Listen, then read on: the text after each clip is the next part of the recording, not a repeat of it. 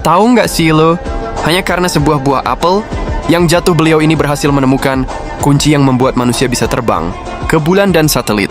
Namanya Isaac Newton, pria yang membuktikan kalau pertanyaan paling sederhana bisa ngerubah seluruh peradaban manusia. Isaac Newton lahir pada tanggal 15 Desember 1642 pada kalender Julian. Di Worcester, Inggris, ayahnya sudah nggak ada sebelum dia lahir, dan ibunya menikah lagi dan pergi meninggalkannya. Ia tinggal berdua bersama neneknya. Justru hal inilah yang membentuknya dari masa kecil yang kesepian dan emosional. Ia tumbuh jadi pendiam, suka menyendiri, dan lebih banyak menghabiskan waktu di dunia pikirannya sendiri.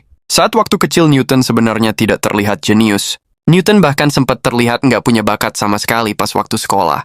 Tapi seiring berjalannya waktu ia mulai menunjukkan ketertarikan besar atas mekanika dan eksperimen. Newton membuat alat seperti kincir angin kecil dan jam air.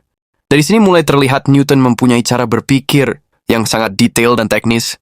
Newton kemudian masuk ke Trinity College, Cambridge. Di sana ia belajar matematika, fisika, dan filsafat alam.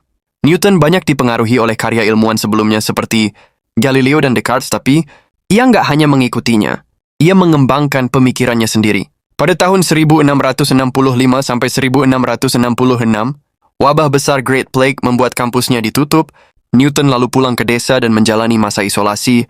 Ini jadi periode paling penting dalam hidupnya, sering disebut tahun keajaiban. Dalam waktu singkat Newton mengembangkan dasar kalkulus, yaitu metode matematika baru untuk perubahan dan gerak, dan konsep awal gravitasi universal, bahkan teori tentang cahaya dan warna. Cerita apel jatuh sering dikaitkan dengan Newton bukan hanya sekedar cerita legenda, tapi momen di mana dia mulai memikirkan bahwa gaya yang membuat apel jatuh juga mungkin mengatur gerak bulan dan planet. Dari sinilah lahir ide gravitasi universal, bahwa semua benda saling tarik-menarik. Setelah kembali ke Cambridge, Newton mulai mengembangkan dan menyempurnakan teorinya. Ia merumuskan 3 hukum gerak, yaitu benda akan tetap diam atau bergerak lurus kecuali ada gaya. Kecepatan bergantung pada gaya dan massa. Setiap aksi punya reaksi yang sama dan berlawanan. Hukum ini jadi dasar fisika klasik selama ratusan tahun dan masih dipakai sampai sekarang. Karya besarnya dituangkan dalam buku Filosofi Naturalis, Prinsip Matematika tahun 1687. Buku ini bukan hanya sekedar teori, tapi ini adalah sistem lengkap yang mengusulkan matematika dan fisika untuk menjelaskan alam semesta. Banyak orang menganggap ini buku ilmiah paling penting dalam sejarah. Follow akun ini untuk part 2-nya.